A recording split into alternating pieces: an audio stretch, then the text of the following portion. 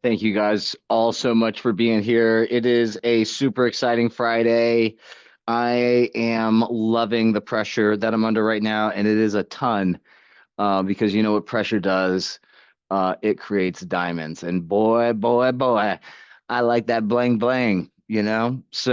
I hope everybody's doing great right now, that I trust wherever you are in the world that things are outstanding for you, and you're doing your absolute best every day to get better and better and better. As we get started here, still 1 o'clock. I'm going to let some more people come in, but I uh, I am so freaking blessed, so absolutely lucky, incredibly appreciative and thankful for just knowing, just absolute knowing in 2004, the summer of 2004, when I find myself totally blind. After a traumatic car accident, I'm hooked up to an IV pole. I'm basically Skeletor. I look like a bag of bones. I'm 21 years old. I barely graduated high school. I've got no credentials, anything to my name. I am not a wealthy individual. I don't have family wealth. I've got zero, and I really feel like my life is over. And I feel so lucky, blessed, grateful, privileged because I didn't understand how much privilege I had for the first couple decades of my life. I really feel like I wasted a crap ton of potential. And now I'm looking into the darkness, I'm looking into the blackness, I'm looking into the void that appears to be my life ahead. Nothing, that it's over. Never met a blind person before this moment in my life, and I was absolutely devastated. And the reason I'm so grateful and thankful and appreciative, and I feel so lucky, is that I felt I wasted the first couple decades of my life, and I made the decision, an absolute commitment, that when I do see again, because I'm going to see, I want to see again, I'm going to see again. I said in 2004 it'd be by the time I'm 40, which was a couple years ago. I'm 42 now. But by the time I'm 40, I'm going to see again. And I thought, when I wake up, sighted, after however long that I'm blind, it would be a tragedy if I wasted those next 2 decades of my life. And so I'm so lucky, I'm so blessed, I'm so grateful that as hard as it's been, and it's been freaking hard, as discriminatory and oppressive as it's been, and it's been real freaking discriminatory, real freaking oppressive, that I just decided that I'm going to continue to get better every single day, that I'm just going to do the work, whatever the work is, whatever I'm passionate about, whatever I really want to do, I'm going to do the work. I'm going to figure out how to get better, and I'm going to become so unstoppable that they can't, I cannot be denied. And those days add up. Like all the days that I spent in a wooden chair in my crappy apartment kitchen, typing thousands and tens of thousands and eventually what would become hundreds of thousands of words, and re-editing those words, and writing these books and publishing these books. And when I started speaking, and was a terrible speaker, and then figured out how to do that, and you know figured out how to sell, and figured out how to operate business, and figure out how to do all these, is just figured out, just unstoppable, unrelenting belief. I'm going to make it. And no matter what people say, it doesn't matter. I'm going to make it. And so I feel so lucky, so blessed, right? To just now, here we are, 2 decades in the future, and I am that diamond. I, from a pile of coal, have put on so much pressure on myself, and have emerged this thing, that what I hope to pass on to you guys today, right, is the opportunity of greatness, and to tap into what's inside of you. 10 years ago, I fell into digital accessibility. 10 years ago. And it was actually a really, like, from a professional perspective, a pretty low point in my life. Um, I was very blessed to be um, a U.S. Paralympian. I made the U.S. national team for track and field and long jump in the 100 meter in 2011. And the year before, July 7th of 2010, I got fired from my first job that I held as a blind person. I held that job for 4 years. And when I held the check, back then it was a paper check, I held that check in my hand for the first time. That was like the first indicator, from when I made the decision earlier that, hey, like, I'm going to make it. That holding that check, I am going to make it. And it was only a few $100s. I think it was like $600, $650, something like that. But it was not like a ridiculous amount of money, but it was enough money. It was that feeling that I made this and I'm going to make more and I'm going to be okay. I'm going to make it. So when I got fired from that job, my life was upended. I had no clue what I was going to do. The money stream stops. And then what? Um, and at the time in the background, I was playing blind baseball. And this guy, Dave DeWeese, down in Tucson, Arizona, was a javelin coach. And he came up to me and he said, Tanner, that's great. You can hit the ball, you're fast, but have you ever thought about throwing the javelin? And I laughed in that man's face. Dave, no way, man. Like, like I had never thought about a blind guy throwing spears. Just hadn't really crossed my mind. Like I knew about the sport, but like I just never thought about that. And he's like, yeah, it's a thing. Have you ever heard of the Paralympics? And I said, no.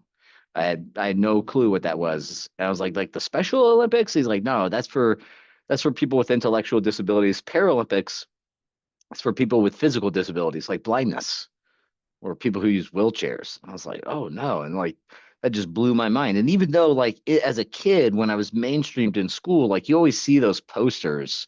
Well, at least in mainstream schools that I went to, you would see these posters of these guys, these jacked guys in wheelchairs, like racing.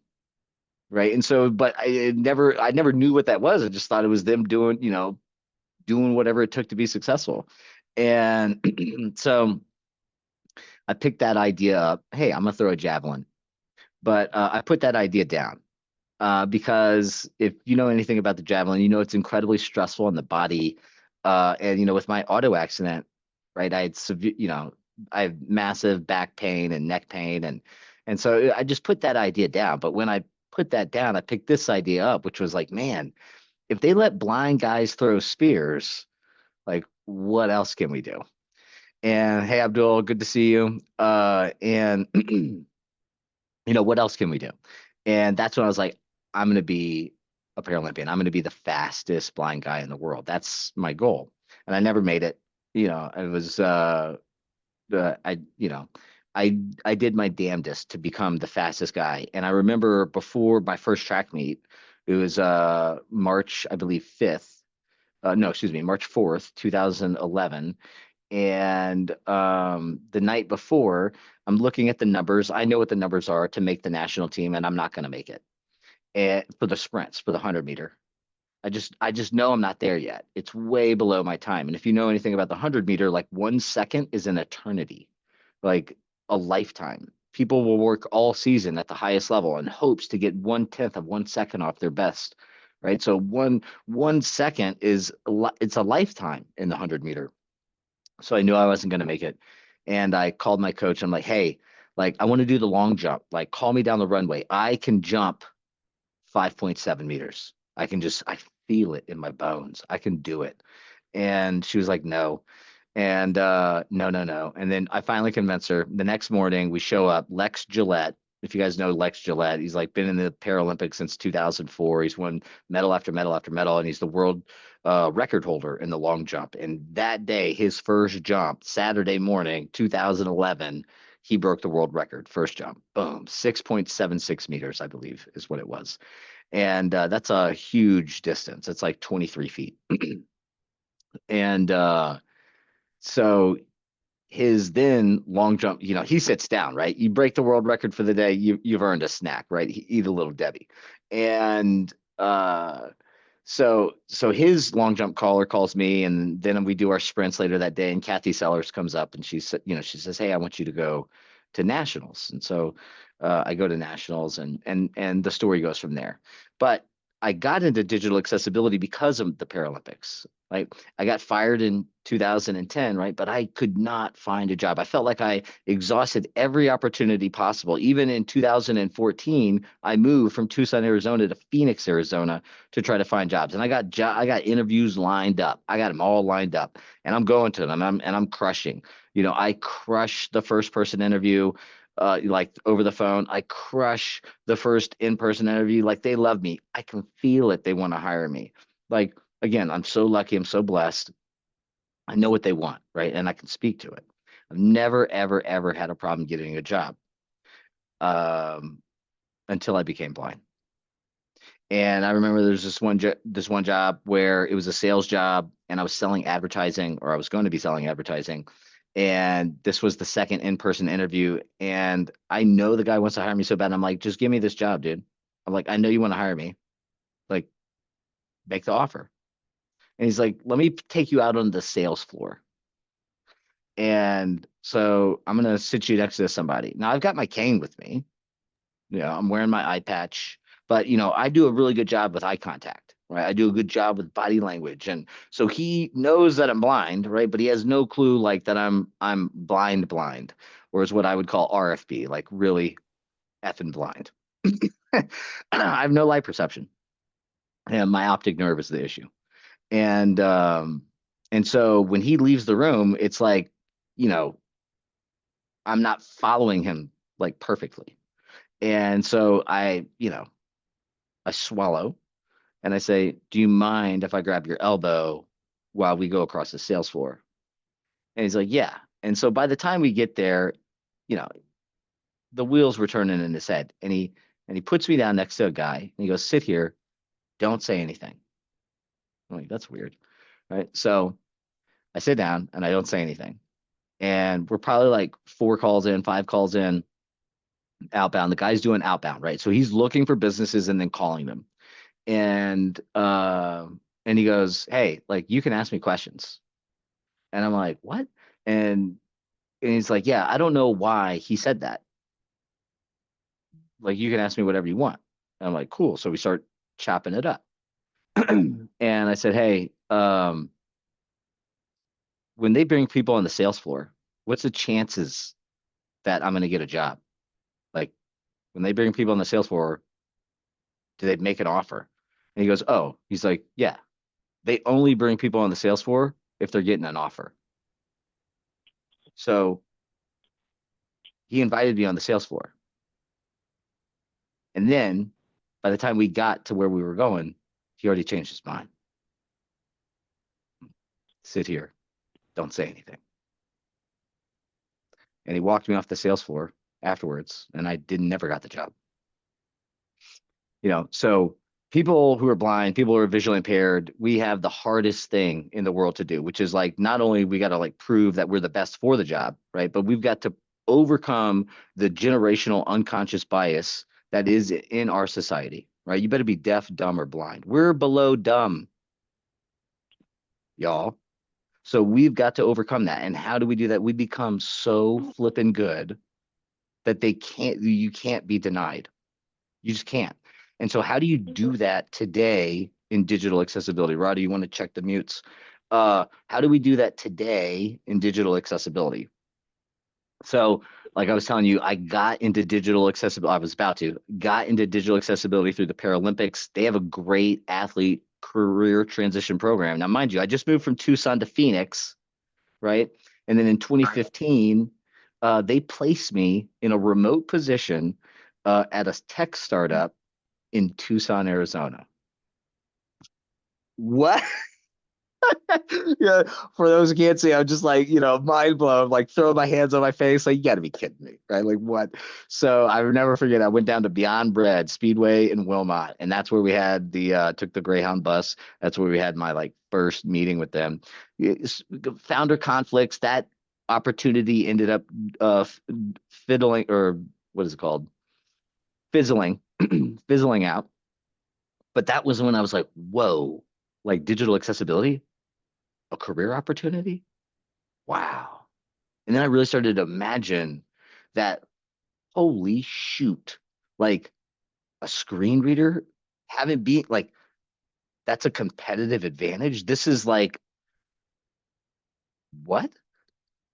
My mind was racing. Like even right now, as I'm like putting myself back in that moment, I'm having a hard time vocalizing myself. Like it was so inspiring to me that wow, like here's the area where we can play.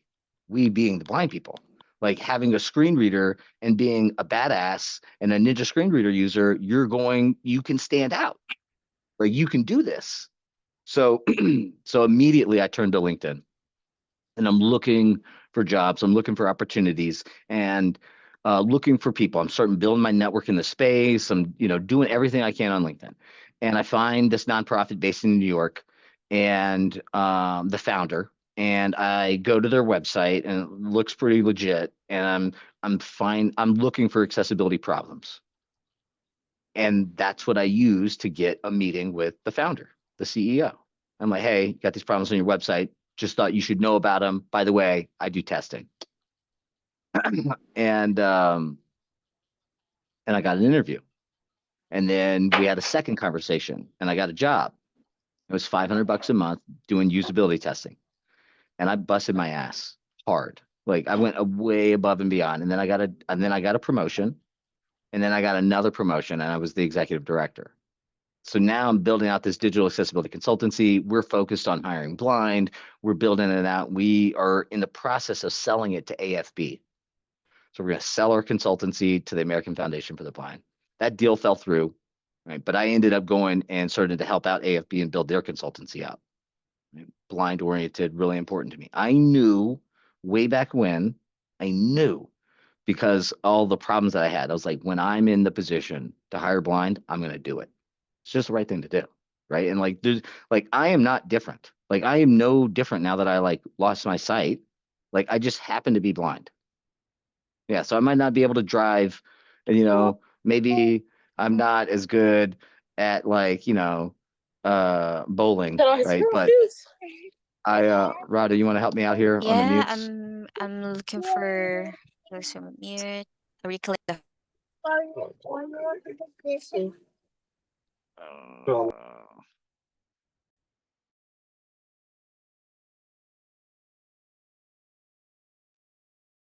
right. So, where was I? So yeah, like it was really important for me to hire blind, right? So went over to AFB, was building out that consultancy, wanted to get out of the nonprofit world. So I went to a real sales heavy, software heavy digital accessibility company. It's a larger one. It's called UsableNet. Learned a ton there.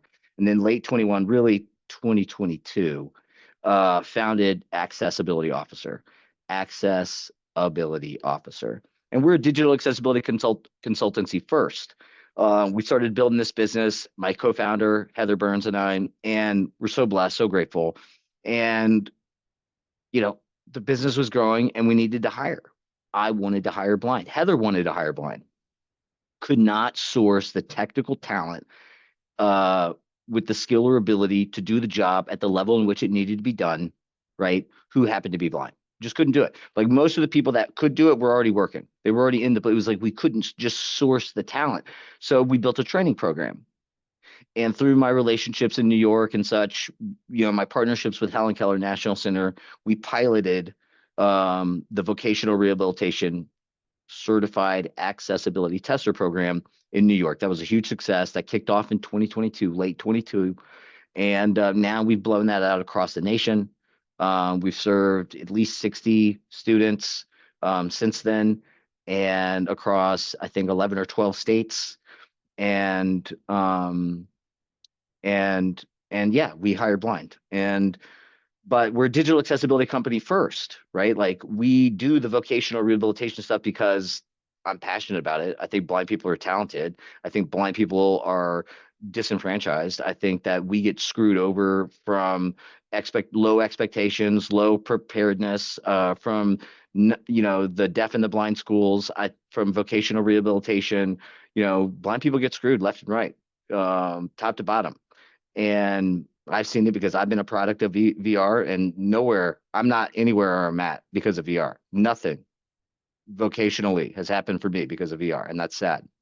Right. And so I know you guys are probably experiencing the same thing too. There are great VR counselors, don't get me wrong, right? But it's more systematic problems. So what am I talking about here? So it was like with this VR program, the VR training, we're a digital accessibility company first. So it was like, all right, we're going to train and we're going to certify these people. We're going to train them ourselves. We're going to home grow this talent. And then we're going to give them an apprenticeship. We're going to give them a job. You can do the skill. You proved it to me. You passed the test. Like, I'm going to give you a job. I'm going to give you a shot. I got a shot. You're getting a shot. And then and then the goal is to help them transition. But we're this digital accessibility consultancy first, right? So it's like, how do we compete against people who aren't blind? Because that's what we're doing. Like, we're like in the game of business. Like, it is, what business is? Competition. And you know who loses? The companies that die, right? Companies that go out of business, you die. Like, that's what business is. It's cutthroat competition. Who's going to win? And my team's a bunch of blind people versus a bunch of software and non-blind people. So what are we going to do? How are we going to compete? And so we needed to build a software. We needed to build the software that can do sighted shit that blind people have a hard time doing. And we built it. And it's called DARTSuite. And we've been running on it internally now. We just started to make it available to the public. And guess what? We made it for free. That's right. We're giving it away for free so that other blind people can start their careers in digital accessibility, so that we can reduce some of our competition's competitiveness with regards to software. And ultimately, so we can do the one thing that really drives our organization, which is our vision. And that's the US disabled unemployment rate is the same as the US unemployment rate. That's our vision. And in order for us to do that, we got to get a lot of blind people jobs. And in order for us to do that, we've got to change people's minds societally about what it means to be blind. And we do that in one way. It is vocational rehabilitation, but different. People identify in the United States so much with their vocation, how they make money, how they put paper in their wallets and food on their tables and roofs over their heads. We're so wrapped up. Our identities are so wrapped up in what we do, 9 to 5. It's either the number one or number two question you ask somebody when they meet you for the first time. What do you do? What do you do for a living? What do you do for work? We ask that. It's like, hey, how's it going? What do you do? Where are you from? What do you do? What do you do for a living? We're so wrapped up in our identity. So I believe my philosophy is that we got to get blind people trained, certified in technical or knowledge-based careers, right? And get them side to side with people without disabilities. Like, hey, I can do this job too, just as good as, if not better than you. That's how we change that societal, generational, unconscious bias against people with disabilities, people like you and me, right? Because we got to go so hard. We got to go so hard in the freaking paint that we have to be considered unstoppable, unbelievable in order for us to even have a seat at the table or an opportunity for employment. And that's wrong. So I'm passionate, I'm fired up. And today's Ask Me Anything webinar is to share with you what we're doing at Digital Accessibility Office, or excuse me, what we're doing in digital accessibility at Accessibility Officer to make sure that other people like us can get into careers like this. So this is an Ask Me Anything webinar, right? So I want to hear from you guys. That's a little bit about my background, what I'm so passionate about, why I care about everybody here getting a job, and what I can do to help you start your career in digital accessibility. So you guys can type in your questions if you want. I think we've, Rada, sounds like she's undone some mutes, but I think we've got some people here that are on mobile devices, probably mostly are on mobile and some are on desktop. I forget what it is. I was trying to think what the keyboard command is to raise your hand, but anyway, let's do a round robin and we'll start to answer y'all's questions. So go ahead, please.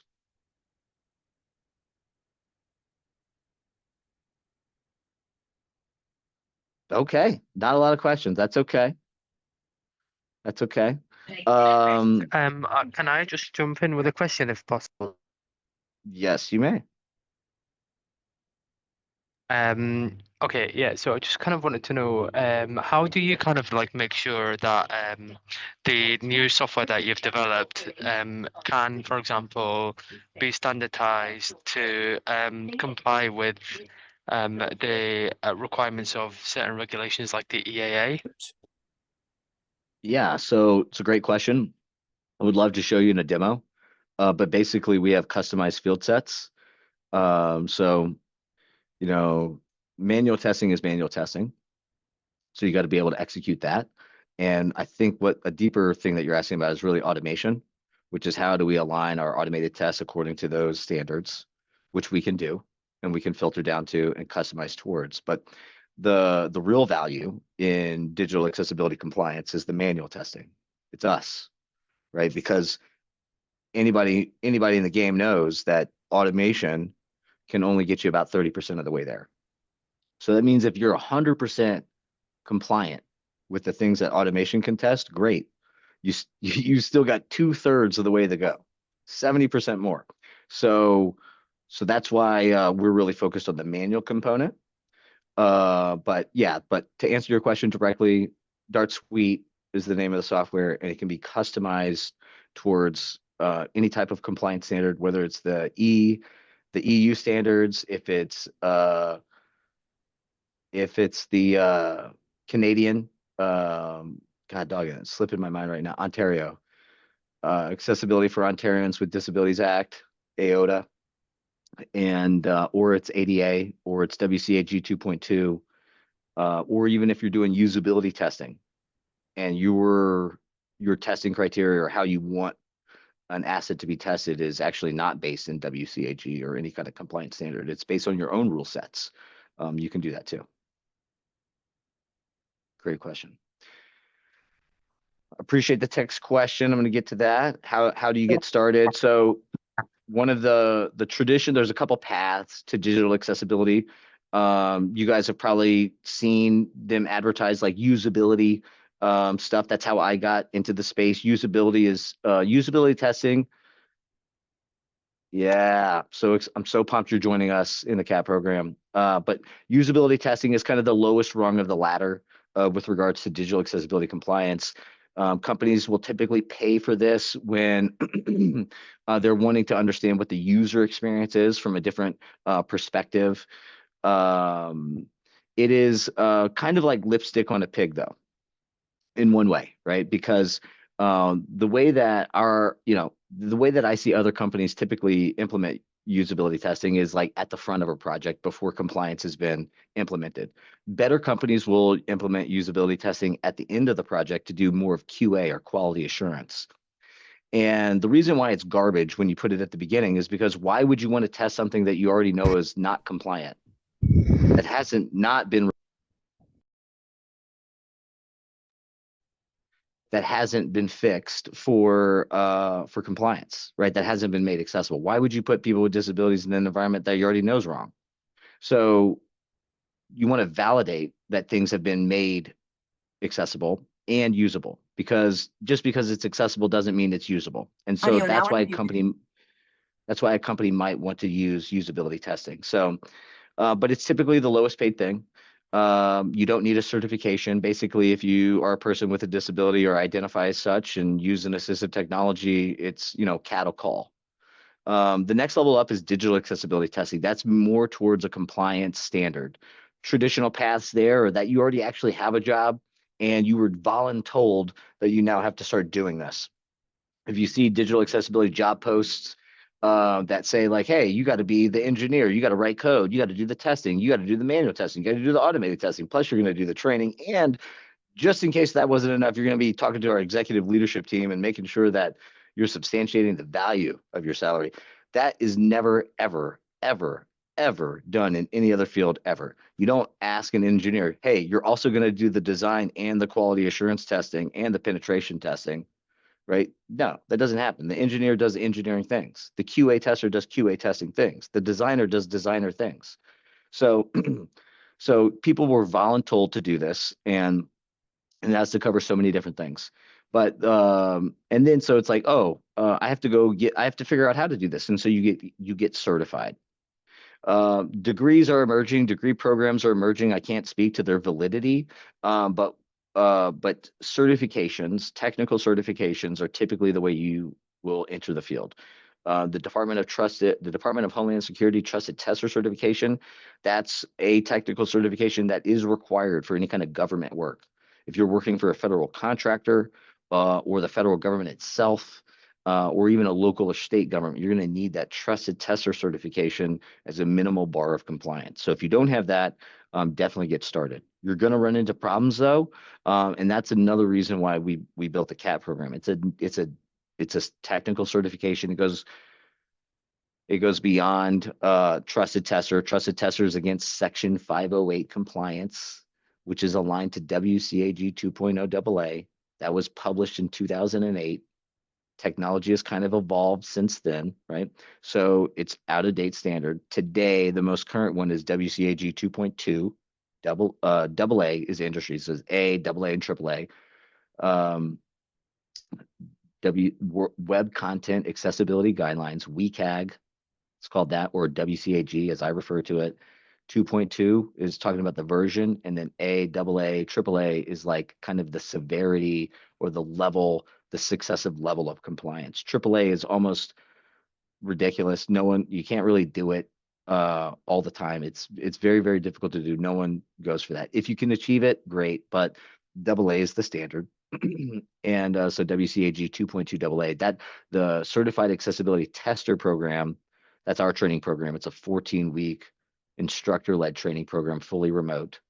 And you get your CAT 2.2. So you learn how to test, report, and guide the remediation against those guidelines. And then you also earn your trusted tester as a part of the program. So that's how you get started, and then working experience, right? You got to get a job, even if it's like volunteering, even if it's at a church, even if it's for a school. If you guys want to get good accessibility experience, go to your local schools and start volunteering so that you can put that on your resume, right? And that you could actually have references that you can point back to. K through 12 school districts and schools have doo-doo for budget, right? And so they would be elated at a member of the community coming up and trying to do digital accessibility help, compliance for them, even if it's like validating if a PDF is accessible, or their inaccessible class dojo app, or whatever type of software solutions. K through 12 technology is historically inaccessible. And so you can create a lot of value for yourself there with regards to like a paper resume, working experience, actually understanding some of the nuances, how organizations move, how they make decisions, being told no. I think that's a great opportunity for getting started. And the great thing about Trusted Tester, it's free. You can, it's just hustle. And then that's the same thing true with getting that working experience, even if it's voluntold or volunteering. But I think that really speaks to like one of the more bigger problems with vocational rehabilitation. In a traditional, like, I'm throwing up some generous air quotes here, right? So like when I was growing up, and I wasted this opportunity in April. The next program starts in April. So probably the second half of April.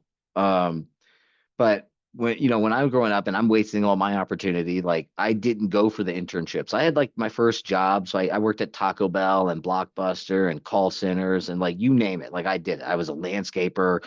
I sold a lot of stuff. I was a telemarketer. Like I would cold call people on the phone, to other businesses. I would sell them tools. I did all kinds of stuff. And but that's professional maturation that a lot of people who are born with a disability or have a disability don't get. And the internship opportunities you don't get.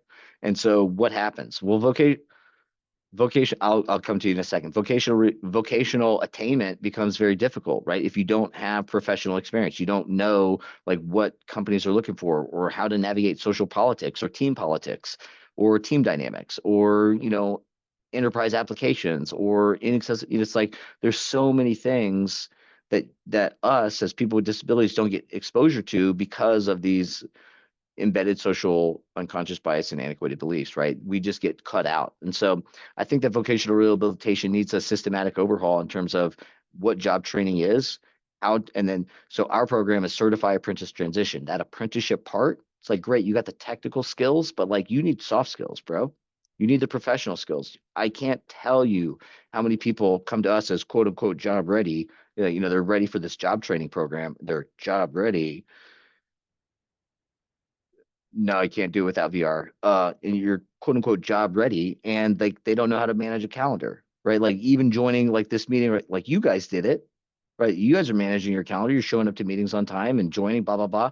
Like coming on video like this, what I'm doing, and navigating those text messages that are coming to me on Zoom, even email or file management. See you later, John. And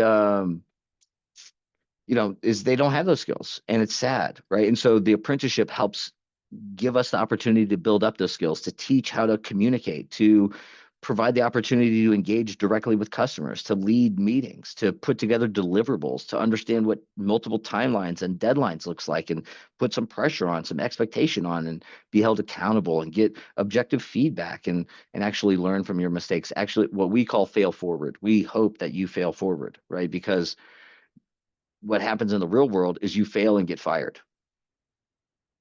And so, you know, the CAP program really provides a direct path to employment, but also the playground that we all need to professionally develop and mature so that we can then ultimately transition into a competitive integrated employment role. Because again, business is cutthroat. It's about competition.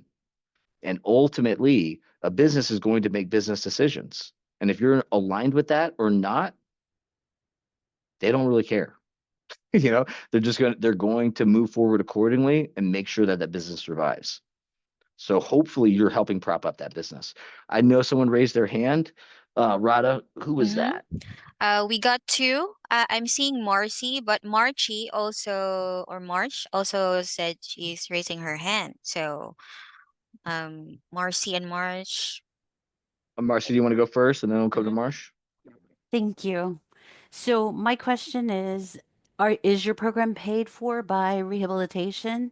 And if not, Yes. it would be considered something by or something that you would want to do as an Upwork skill or something that you would want to gain, like currently you're doing a job and you want to do something better, something different. Can it be paid for privately? And if so, what is around the price point?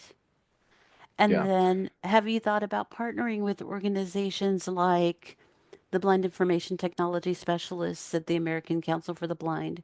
We're currently taking an HTML course, a HTML WordPress Markdown. They're going to teach a Google Suite course.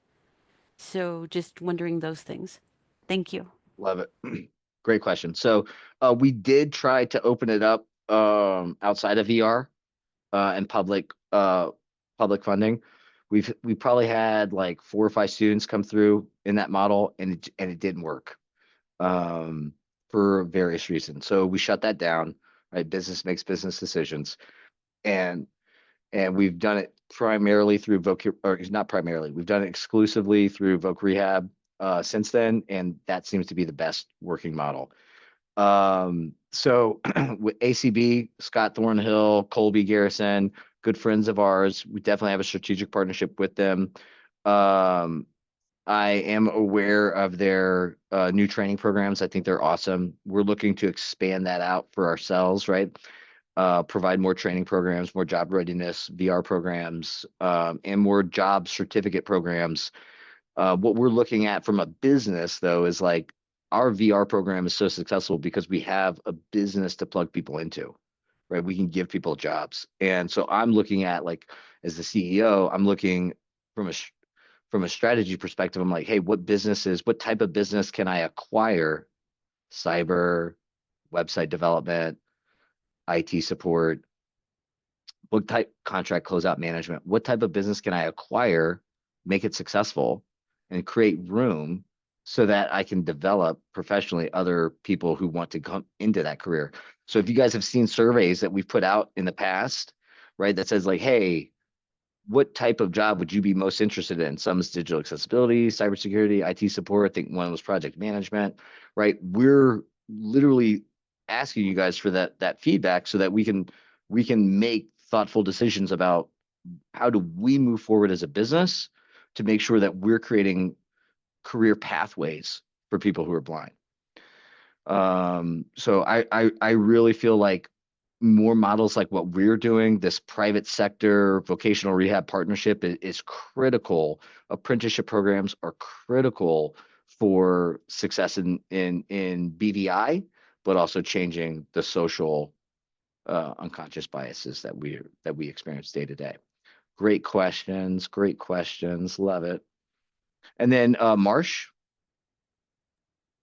Hi, Tanner. It's Hey. Marche, and Oh, Marche. we have a Marche.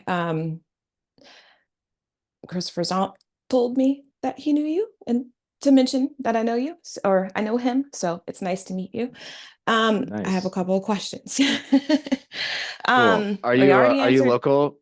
Are you local in Pittsburgh? You get to I mess around with am. taxi? No, actually, we've actually never met. Okay. I'm a contractor of the company that he works for, so that's kind of how we Got met. it. But he's like my Okay, sounding got it. board for literally absolutely everything.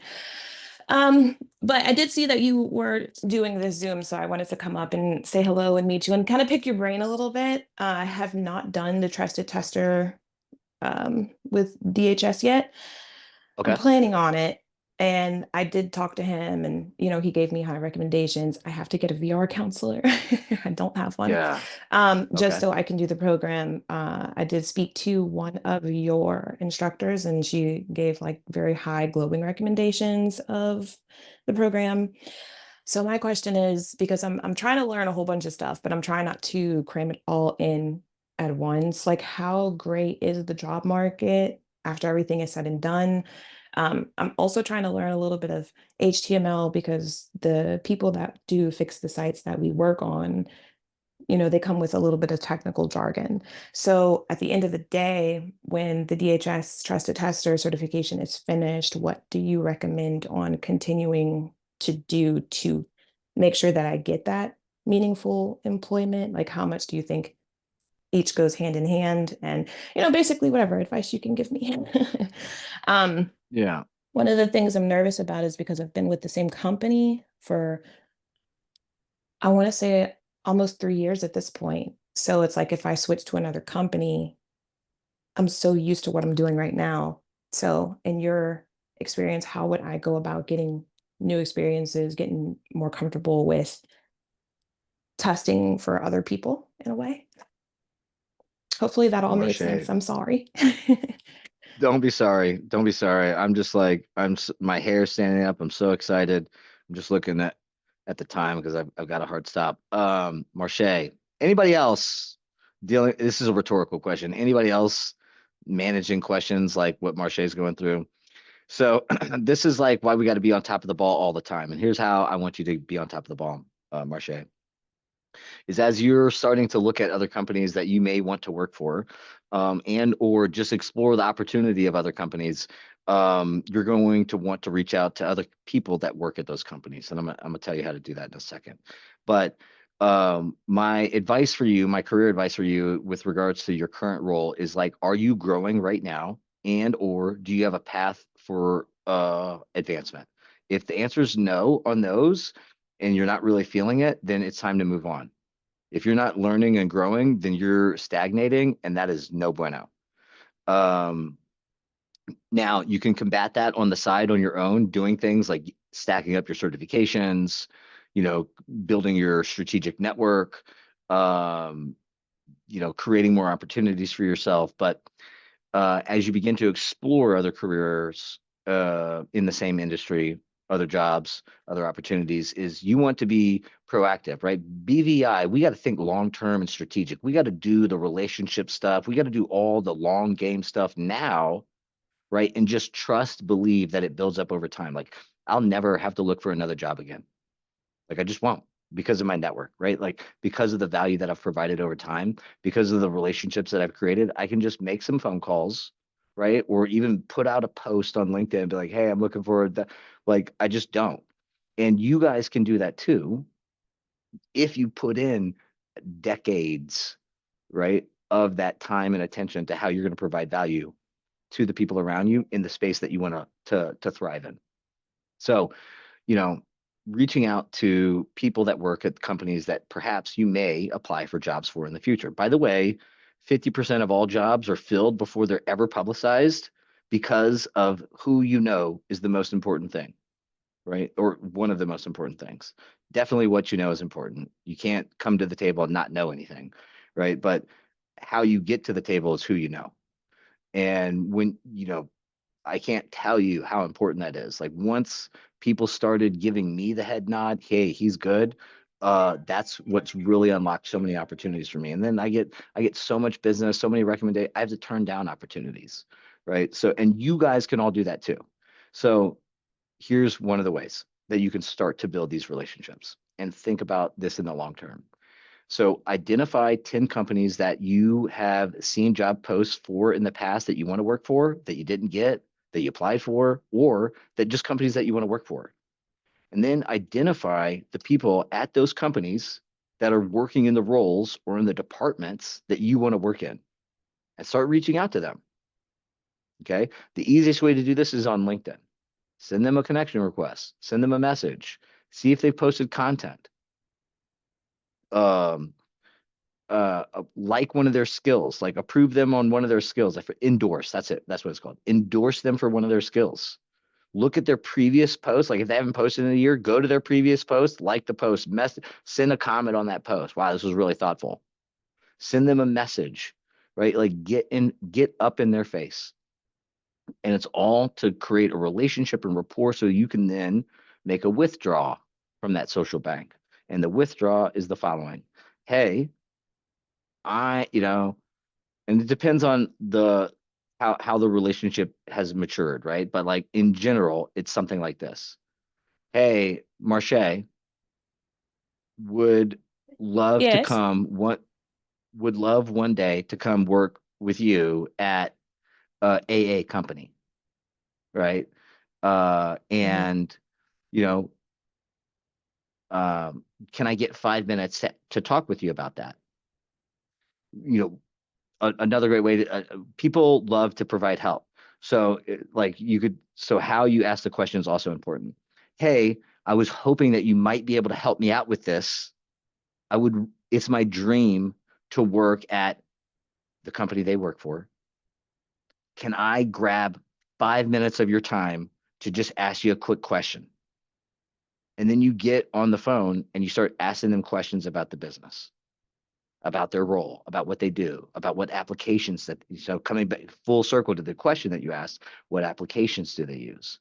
They're probably the enterprise business applications are widely known, right? It's going to be Microsoft or Google, right? It's going to be Teams or Slack, right? Asana, you know, Zoom or whatever else, WebEx, Google Meets, right? And so you should be like, as you're going out and looking for jobs, like you want to be engaging with those people that work in those jobs so that you're aware of those applications and ahead of time you're already touching them. You can download Slack, like you can pay for these other applications and start to create familiarity and awareness of them so that when you get on the job, the friction, the learning curve is so much lower.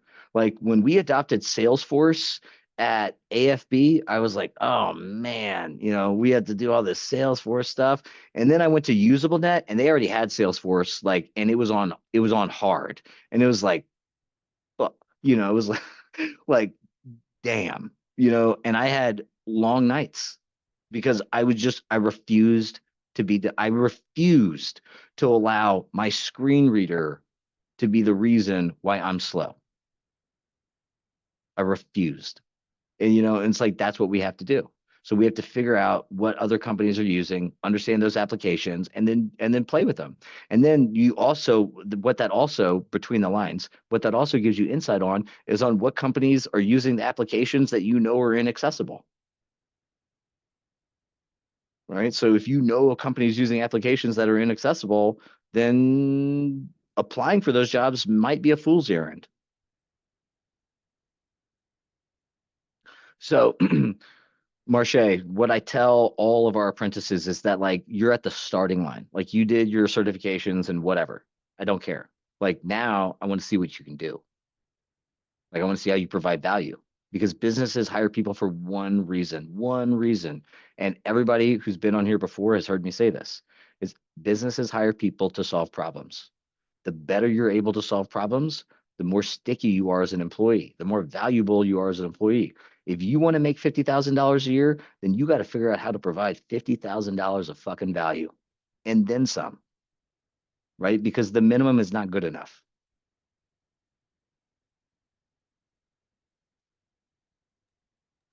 Thank you, Okay. Tanner.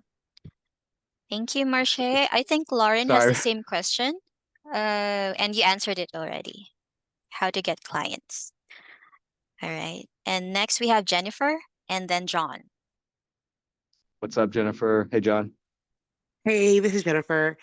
So I'm currently in grad school now, and going to go for my CADIS certification for assistive technology. I was told that I can use the CADIS with digital attesting, or is it two separate things? Two separate things. No one's got caddis on a recommendation or even like a preferred thing on the job post as it relates to digital accessibility. What that person that gave you that advice was probably talking about was like, oh, it's going to help you because you're just going to be a better assistive technology user and you're going to have better awareness of different assistive technologies, which is going to make you more robust. Now, that's true from a usability perspective, right? From a digital accessibility compliance perspective, getting a little bit more nuanced. What we're talking about here is like browser compatibility, right? So like are you testing on Chrome or Firefox or Safari? And the nuance is like compliance is compliance is compliance. There could be a browser compatibility issue, but at the end of the day, it's HTML code that we're testing against. So that's why some people like to test with NVDA because JAWS does a lot of heavy lifting for us.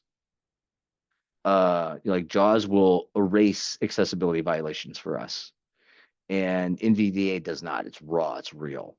So yeah, so having your caddis is totally going to help you be a better tester and be better user of assistive technology, which is great because the people who do really well in digital accessibility know how to use their AT super well, and then they're creative thinkers and problem solvers. Great question. I would definitely you would definitely want to stack to follow that up, Jennifer. Definitely want to stack that certification with other certifications. And in your interview, like how I would leverage that to your advantage is say hey, yo, um, hey, Mark, uh, yeah, I got my trusted tester and I've got my CAT 2.2. Just curious, have you seen other applicants with their CADIS certification? Are you familiar with this? Oh, really? No. Wow. Surprising. This CADIS certification, every couple of weeks we host them. For this CADIS certification, this is basically a certification that like and you could say it better, right? And I'm totally shooting from the hip. I don't know exactly what is included with the CADIS, but yeah, the CADIS basically means like I am a ninja assistive technology user across different types of screen readers and other AT. So if you guys have a special project or a special blah blah blah, like I'm the person to do that. Not a lot of people have this, and just because you have your certification doesn't mean you know how to use your AT really well. This demonstrates and certifies I'm a badass AT user. So I would definitely in an interview leverage your CADIS certification in that way to distinguish yourself as better than others who don't have it. Sorry, can I just jump in with a question? Sorry, I didn't put my hand up.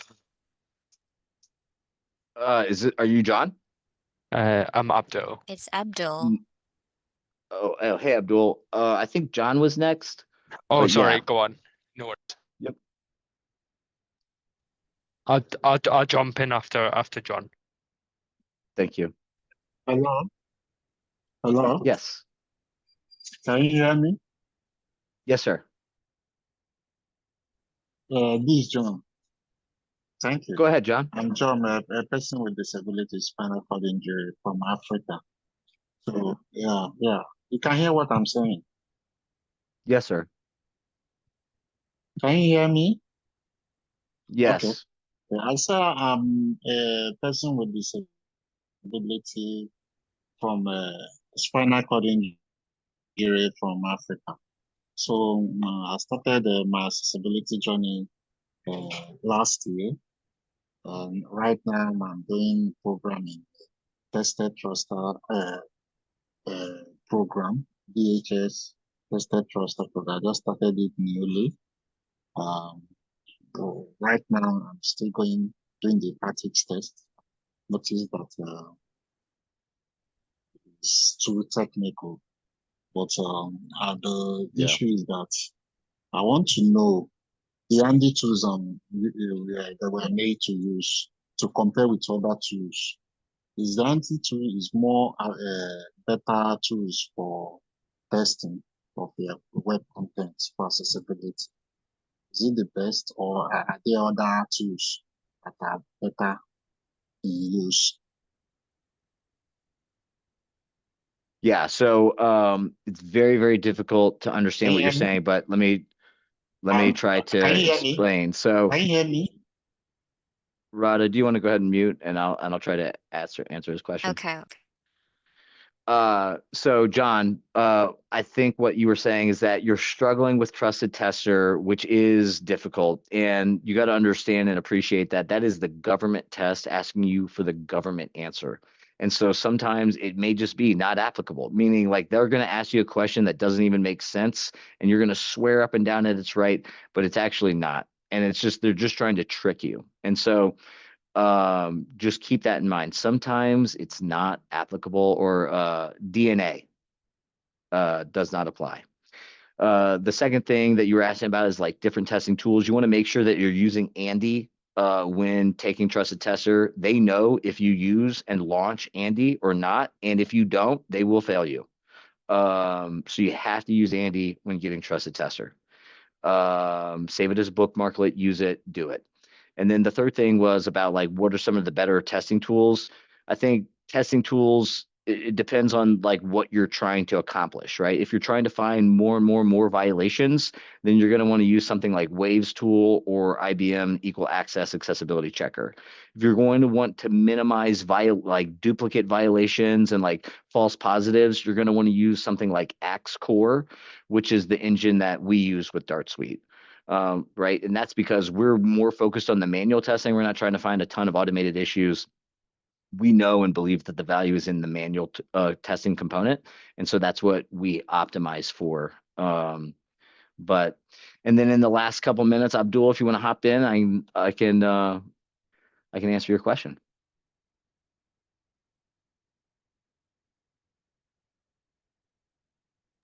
Okay, awesome. Sorry. So I just kind of asking. So I'm based in the UK at the minute. Um, the UK, ADA. Talking about more kind of equality laws that are can be like interpreted to be really vague. Um, I'm basically wondering, all of these qualifications that you're talking about and these certifications, they sound like they're particularly for businesses based in the States and governmental agencies kind of based in America. Um, is that something that that is kind of like recognized throughout? And is there like a Europe?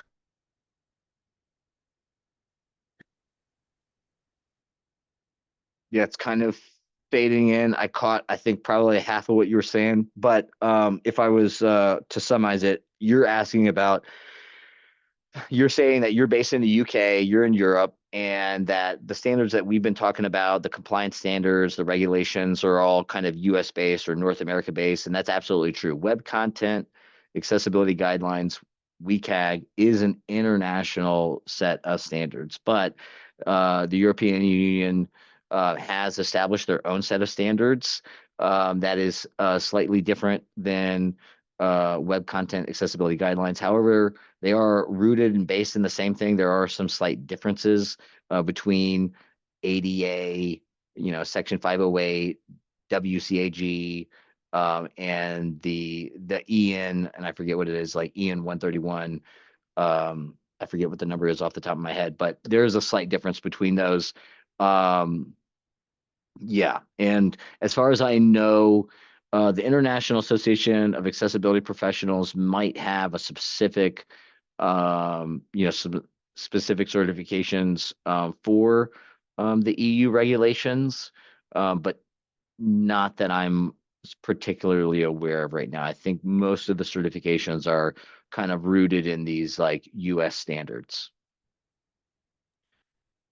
Okay, But class. Yeah. I think, So it's just so I'm currently, just to give a bit of context. I am writing my dissertation, my law dissertation on the EU Accessibility Act, which is coming into force in June 2025.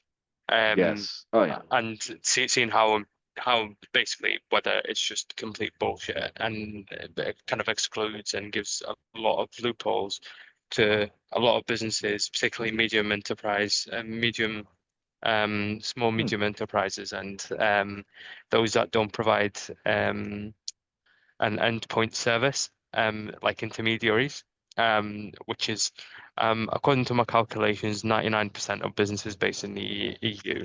Oh wow. So I'm kind of like looking at that, and I just kind of want to hammer down the point. Actually, that we shouldn't kind of like, yeah, regulation needs to kind of like obviously weigh up the whether smaller businesses can, can pick up the strict standards that are being put on larger businesses, multinationals. But ultimately, it should be kind of part of CSR, ESG practices anyway. But yeah, I really hope that's kind of something does get established in the next kind of year or so. Yeah. Abdul, I remember we connected on LinkedIn. And Yeah. if I'm remembering correctly. And but yeah, I would love to continue this conversation with you. I would love to learn more about your dissertation and kind of the stuff that you're finding. We hope to expand into Europe and are looking for strategic, we're having discussions right now about strategic partnerships in the EU. I think it's, a tremendous opportunity for employment opportunities there as well. And that's what I'm really passionate about, right? Is just how do we create employment opportunities for people like us? But if you're open to that, I've got your email now because you're registered for this, and I can reach out and we can have another conversation. Yeah, class. Perfect. Thank you guys so much for being here. Like truly, truly, it means the world to me that everybody was here, had your questions. You're so welcome, Brooke. Thank you all so much. Like truly means the world to me. Like the more people, I think on my LinkedIn profile, it says like every time a blind person gets a job, an angel gets its wings. I truly, truly believe that. I love you all so much. Thank you for being here. I hope you have a great weekend, and find us at accessabilityofficer.com.